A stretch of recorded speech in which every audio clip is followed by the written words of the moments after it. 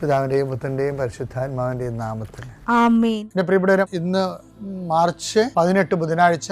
അമ്മേ പരിശുദ്ധ അമ്മേ, അമ്മേ പരിശുദ്ധമേ, ദൈവമാതാവേ, കൃപാസനത്തിലൂടെ ഞങ്ങളുടെ ദേശത്തിനും അമ്മ മധ്യസ്ഥം തേടി തന്ന എല്ലാ അനുഗ്രഹങ്ങൾക്കും കൃപകൾക്കും ഞങ്ങളിപ്പോൾ ഹൃദയം നിറഞ്ഞ നന്ദി പറയുന്നു. അമ്മേ പരിശുദ്ധമേ, ദൈവമാതാവേ, 2004 ഡിസംബർ 7 ഉച്ചകഴിഞ്ഞ് 2:30 കൃപാസനത്തിൽ സംഭവിച്ച അമ്മയുടെ പ്രത്യക്ഷപ്പെടലിനെ കുറിച്ച് തിരുസഭയ്ക്ക് സമർപ്പിച്ചിരിക്കുന്ന പഠനരേഖകളുടെ മേൽ സഭാത്മകമായ പഠനം ആരംഭിക്കുവാൻ ഞങ്ങൾ പ്രാർത്ഥിക്കുന്നു. അമ്മേ പരിശുദ്ധമേ, ഭൂസ്വർലോകങ്ങളുടെ രാജ്ഞിയായ അങ്ങേയ്ക്ക് ഭൗമസംരക്ഷണത്തിനായി പ്രപഞ്ചപ്രകൃതിയെ തന്നെ തിരുസഭ പ്രതിഷ്ഠിക്കുവാൻ ഈ പ്രത്യക്ഷീകരണം വഴി ഇടയാക്കണമേ. പരിശുദ്ധമേ, ജപമാല മാതാവേ, സകല കൃപാസനം പ്രാർത്ഥനയോടും ചേർത്ത് ഞങ്ങളിപ്പോൾ പ്രാർത്ഥിക്കുന്ന ഈ കുടുംബത്തിന്റെ പ്രത്യേക നിയോഗം പറ മക്കളെ.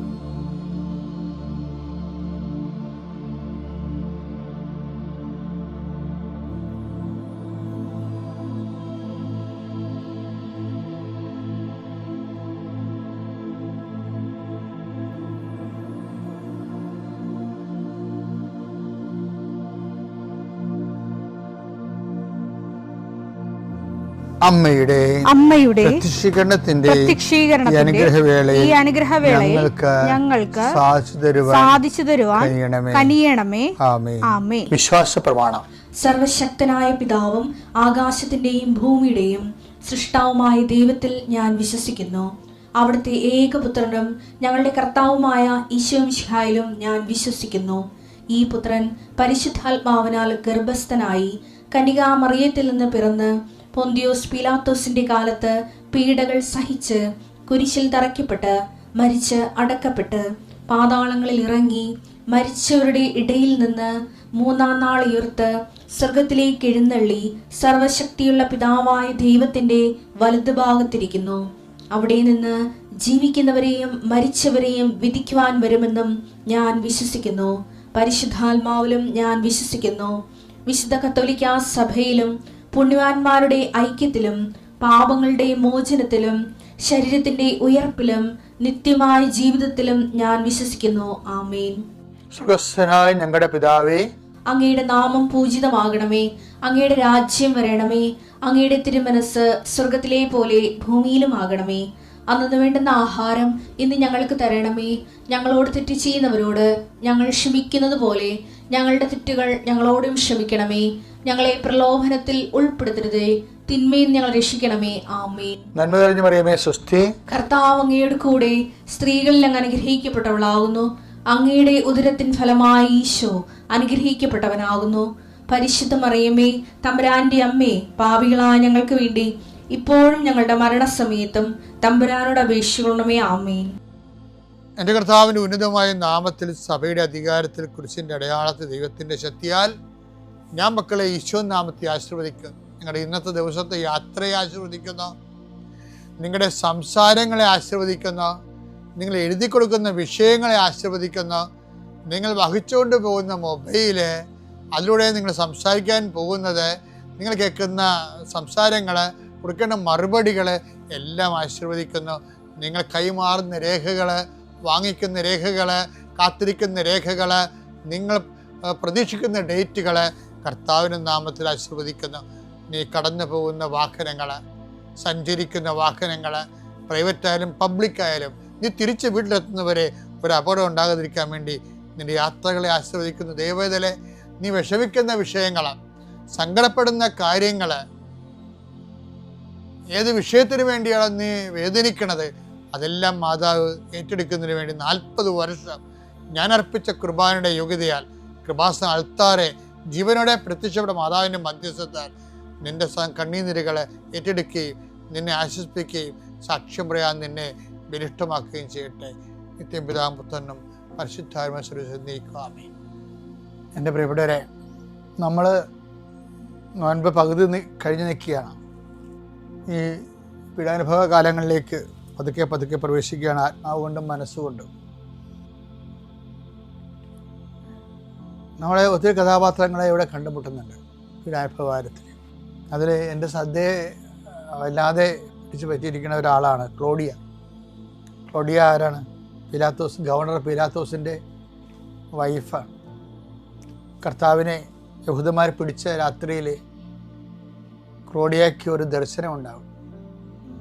കർത്താവിനെ വിസ്തരിക്കുന്നതിൻ്റെ സമയത്ത് ക്ലോഡിയ ആ ദർശനത്തെ സംശയിക്കാതെ ആ സ്വപ്നത്തിൽ ദൈവപദ്ധതി വിവേചിച്ച് മനസ്സിലാക്കിയിട്ട് റഷ് ചെയ്ത് വന്ന് പിലാത്തോസിനോട് പറയും, അത് നീതിമാനായ മനുഷ്യനാണ്, ആ നീതിമാനായ മനുഷ്യൻ്റെ മേൽ കൈവെക്കരുത്, എനിക്ക് അദ്ദേഹം മൂലം സ്വപ്നത്തിലേറെ ക്ലേശമുണ്ടായിരുന്നു. അതായത് ഇങ്ങനെ പറയാൻ കാരണം വെച്ചാൽ അത് ഒന്ന്, ഇന്ന് ആൾക്കാരെ തള്ളിക്കളയണമല്ല. അതെനിക്ക് തോന്നിയായിരിക്കും. ഇന്നും ദൈവം മനുഷ്യനോട് സ്വപ്നത്തിലൂടെയും ദർശനങ്ങളിലൂടെയും ഇൻസിഡൻസിലൂടെയും ഇത് മാത്രം കമ്മ്യൂണിക്കേഷനാണ് വരണത്. നമ്മൾ കമ്മ്യൂണിക്കേഷൻ്റെ പ്രശ്നം വെച്ച് കഴിഞ്ഞാൽ കമ്മ്യൂണിക്കേഷൻ ഒന്നോ രണ്ടോ തള്ളിയാൽ പിന്നെ ആ വ്യക്തിയോട് ദൈവം കമ്മ്യൂണിക്കേഷനിലൂടെ സംസാരിക്കത്തില്ല. കാര്യം കമ്മ്യൂണിക്കേഷൻ സ്വീകരിക്കണമെങ്കിൽ ഒരു വിശ്വാസ നിലവാരം ഉണ്ടാകണം. നിലവാരം മാത്രമല്ല, ഒരു ദൈവസ്നേഹ നിലവാരം ഉണ്ടാകണം. അതായത് ആദ്യകാലം, ഇപ്പം ഞാനിപ്പോഴും ഓർക്കുന്നുണ്ടേ, എനിക്ക് 2ാം ക്ലാസ്സിൽ വെച്ച് ഭയങ്കര പനി വന്നു. അപ്പോൾ ഞാനാണെങ്കിൽ രാത്രി കിടക്കാൻ നേരത്താണ് പനി കൂട്ടിയത്. രാവിലെയൊക്കെ എനിക്ക് നല്ല പനി ഉണ്ടായി. ഇപ്പോൾ ഓർക്കുന്നുണ്ട്, കുഞ്ഞുനാളെ കാര്യങ്ങളൊക്കെ ഞാൻ ശരിക്കും ഓർക്കുന്ന ആളാണ്. അപ്പോൾ ഞാൻ അപ്പനോട് പറയാം, എന്തുണ്ടായാലും ഞാൻ അപ്പനോട് പറയും, അപ്പം പാടില്ല ചെന്ന് പറയും. അപ്പം ഞങ്ങളുടെ നാട്ടിലാണെങ്കിൽ അന്നൊക്കെ ആശുപത്രിയൊന്നുമില്ല. പിന്നെ ആശുപത്രി പോകണമെങ്കിൽ ഒരു വള്ളക്കാരനെ വിളിക്കണം. വള്ളവും പിന്നെ അന്നൊക്കെ ആൾക്കാർ എന്തെങ്കിലും ക്ഷീണം കൂടുമ്പോൾ വള്ളവും ആളും പിടിക്കാനേ പറയത്തുള്ളൂ. ഇന്നിപ്പോൾ വണ്ടി പിടിക്കാനല്ല പറയണത്. ഞങ്ങളുടെ നാട്ടിൽ വള്ളവും, കാരണം മുഴുവൻ തോടുകളാണ്, റോഡില്ല താനും. അപ്പോൾ ആൾക്കാർ വള്ളത്തിലാണ് പോകണം. അപ്പോൾ ഇതൊക്കെ ഭയങ്കര പണിയാണ്. ചിലപ്പോഴും വള്ളത്തിൽ പോയി കുത്തി പകുതിയാകുമ്പോൾ തന്നെ ആൾ മരിച്ചിട്ട് വെള്ളം തിരിച്ചു തന്നെ കാണാം. ഓരോരോ കാലം, ആ കാലമൊക്കെ നോക്കുമ്പോൾ എന്തുമാത്രം മാറി നമ്മൾ. അപ്പോൾ ഞാൻ അപ്പനോട്, ഞാൻ കിടന്നു പോയി, തീരാത്ത അവസ്ഥയായിപ്പോയി, പൊങ്ങാത്ത അവസ്ഥയായിപ്പോയി. അപ്പോൾ രാത്രി ഒരു സംഭവം ഉണ്ടായി. രാത്രി ഒരു കുതിര, പുറത്തൊരു മനുഷ്യൻ വന്ന് എൻ്റെ തലയിട്ട് ചവിട്ടി. കുതിര കൊണ്ട് 2-3 ചവിട്ടി. അപ്പോൾ ഞാൻ പേടിച്ച് എഴുന്നേറ്റ്. എന്നിട്ട് ഞാൻ കിടന്ന്. പക്ഷെ രാവിലെ എഴുന്നേറ്റപ്പോൾ പനിയൊന്നുമില്ല. അപ്പം ഞാൻ അപ്പനോട് പറഞ്ഞ്, അപ്പാ ഇന്നലെ കുതിരപ്പുറത്തൊരാൾ വന്നായിരുന്നു, ആ കുതിര കൊണ്ട് അയാൾ എന്നെ ചവിട്ടിയെന്ന് പറഞ്ഞു. അപ്പോൾ അപ്പൻ കണ്ണ് നിറഞ്ഞ പോലെ എന്നെ നോക്കി. എന്താ കാര്യം വെച്ചാൽ ഞങ്ങളുടെ ഫൊറോണ പള്ളി മനക്കുടം പള്ളിയാണ്. അവിടെയാണ് ഏറ്റവും വലിയ ആൾക്കാരൊക്കെ പോണ തീർത്ഥാടനം പോലെ. അത് പുരാതനമായ പള്ളിയാണ്, 9ാം നൂറ്റാണ്ടിലുള്ള പള്ളിയാണ്. അത് ഫൊറോണ പള്ളിയാണ്. അപ്പോൾ ആൾക്കാർക്ക് അതിനോട് അറ്റാച്ച്മെൻ്റ് ഉണ്ട്. അപ്പോൾ അതിന് മനക്കുടം എന്ന പേര്. ഞാൻ അവിടെയാണ് ആദ്യം വികാരിയായിട്ടിരുന്നത്, അസിസ്റ്റൻ്റായിട്ടും പിന്നെ വികാരിയായിട്ടിരുന്നത്. അപ്പോൾ ആ പള്ളിയിൽ പുണ്യാളനുള്ളത് ഗീവറീസ് പുണ്യാളനാണ്. അപ്പം അപ്പൻ എന്തെങ്കിലും പ്രശ്നം ഉണ്ടെങ്കിൽ അക്കാലങ്ങളിലൊക്കെ ഏറ്റവും അടുത്തത് അതാണ്. അതുകൊണ്ട് അപ്പം പറഞ്ഞു, പുണ്യാള കൊച്ചിന് അസുഖമാണ്, ഞാനെവിടെ പോകാനാണ്. അപ്പം ഞാനെവിടെ പോകാനാണ് ചോദിച്ചതിനാണ് പുണ്യാളൻ ഇങ്ങോട്ട് വന്നത്. ഇങ്ങനെ ജീവിച്ച ഒരു തലമുറ ഉണ്ടായിരുന്നു നമുക്ക്. ഇന്ന് ആ തലമുറ കാലഹരണപ്പെട്ടു പോയി. ഇന്ന് പുണ്യാളം വന്ന് ചവിട്ടിയാൽ പിള്ളേർ പറയത്തില്ല. അതിന് വിശ്വാസം ഉണ്ടാകണം, അതിനൊരു വിശ്വാസം ഉണ്ടാകണം. ആ പുണ്യാളിൻ്റെ അടുത്ത് പറയണമെങ്കിലും ഒരു വിശ്വാസം ഉണ്ടാകണം. അത് വളരെ പ്രാക്ടിക്കൽ ഫെയ്ത്താണ്. ഇന്നിപ്പോൾ പഠനമൊക്കെ കയറിയപ്പോൾ ദൈവം അങ്ങനെ ചെയ്യുമോ, പിന്നെ ഓരോരുത്തരെയും തലക്ക് നിന്ന് ചവിട്ടാൻ പോവുകയല്ലേ, ഇതൊക്കെ ചുമ്മാ തോന്നിയതാണെന്നൊക്കെ പറയും. അങ്ങനെ പറയണത് നല്ലതാണ്. എന്താ വെച്ച് കഴിഞ്ഞാൽ അത്രയും ആൾക്കാരെ ദൈവത്തിന് മാറ്റാറില്ല. പിന്നെ അതായത് ഹൃദയശുദ്ധി ഉള്ളവർ ദൈവത്തെ കാണുമെന്നേ പറയണം. അതുകൊണ്ട് എനിക്ക് പറയണത് അവഗണിക്കരുത് ദൈവിക കാര്യം. ക്ലോഡിയ അതിൻ്റെ അകത്ത് ഏറ്റവും ബെസ്റ്റ് ആളാണ്. മത്തായി 27:19 മാത്രമല്ല അവൻ ന്യായാസനത്തിൽ ഉപവിഷ്ടനായിരിക്കുമ്പോൾ പിലാത്തോസ് ന്യായാസനത്തിൽ ഉപവിഷ്ടനായിരിക്കുമ്പോൾ അവന്റെ ഭാര്യ അവന്റെ അടുത്തേക്ക് ആളയച്ചറിയിച്ചു ആ നീതിമാന്റെ കാര്യത്തിൽ ഇടപെടരുതെന്നാ പറഞ്ഞു. ഇടപെടരുത്. അവൻ മൂലം സ്വപ്നത്തിൽ ഞാൻ ഇന്ന് വളരെയേറെ ക്ലേശിച്ചു. അപ്പൊ ക്ലോഡിയ സ്വപ്നം വിശ്വസിച്ചു, പക്ഷെ പീലാത്തോസും വിശ്വസിച്ചു. പക്ഷെ അധികാരം ആക്രാന്തവും കാരണം അദ്ദേഹം ഒരു വല്ലാത്ത അവസ്ഥയിലായിപ്പോയി. അതുകൊണ്ട് എന്ത് ചെയ്ത്, ക്ലോഡിയ പറഞ്ഞ വാക്കുകൾ കേട്ടു, ജനം പറഞ്ഞ വാക്കുകൾ കേട്ടു, രണ്ടും കേട്ടു. ജനം പറഞ്ഞ വാക്ക് കേട്ടുകൊണ്ട് പുള്ളി കസേര ഉറപ്പിച്ചു. അല്ലെങ്കിൽ ജനം പോയി റിപ്പോർട്ട് ചെയ്യും സീസറിൻ്റെ അടുത്ത്. സീസറിൻ്റെ ഗവർണറല്ല ഇയാൾ. ജനം ഇയാൾക്കെതിരാണെന്ന് കണ്ടു കഴിഞ്ഞാൽ അപ്പം തന്നെ സീസർ ഇയാളെ മാറ്റിയിട്ട് വേറെ ആളെ വെക്കും. അതുകൊണ്ട് സീസറിനെ അയാൾ കേൾക്കേണ്ടി വരും. ജനത്തിനെ അയാൾ കേട്ടു, ക്ലോഡിയനെ അയാൾ കേട്ടു. എന്താ അതുകൊണ്ടാണ് അയാൾ കൈ കഴുകണത്. പിലാത്തോസ് കൈ കഴുകാൻ കാര്യം എന്താ? ക്ലോഡിയ പറഞ്ഞിട്ടാണ്. ഈ മനുഷ്യൻ നീതിമാനാണെന്ന് പറഞ്ഞു. അതാണ് അയാൾ പറയുന്നത്, ഈ നീതിമാൻ്റെ രക്തത്തിൽ എനിക്ക് പങ്കില്ല.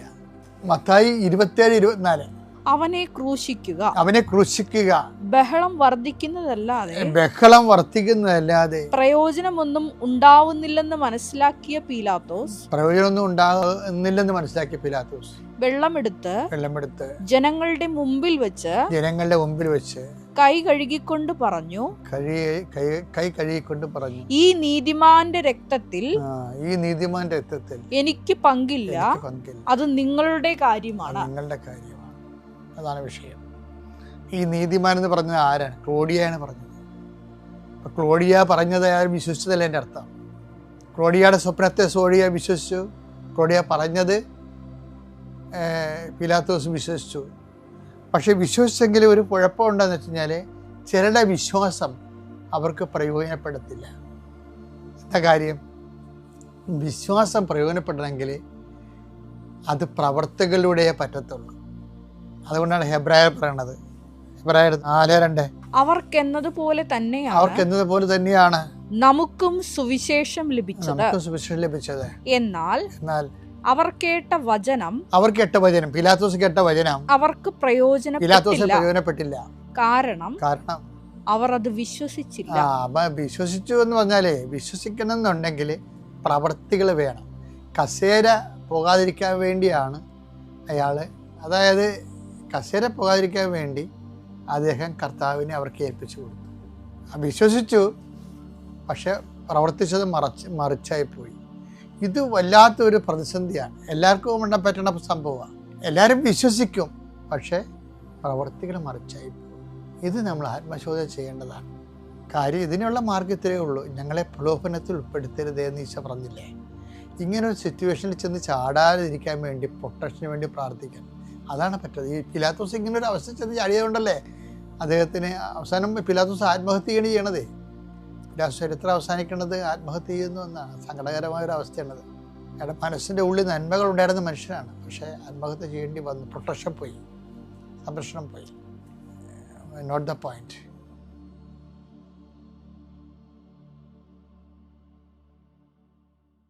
അത്യപൂർവ ദൈവാനുഭവങ്ങൾ ഇനി നിങ്ങൾക്കും സ്വന്തം. ഈ യൂട്യൂബ് ചാനൽ ഇതുവരെ സബ്സ്ക്രൈബ് ചെയ്തിട്ടില്ലെങ്കിൽ ഇപ്പോൾ തന്നെ സബ്സ്ക്രൈബ് ചെയ്യുക. ഈ വീഡിയോ ഇപ്പോൾ തന്നെ നിങ്ങളുടെ സുഹൃത്തുക്കൾക്ക് ഷെയർ ചെയ്തുകൊണ്ട് കർത്താവിന്റെ പ്രേക്ഷിതരാകുക.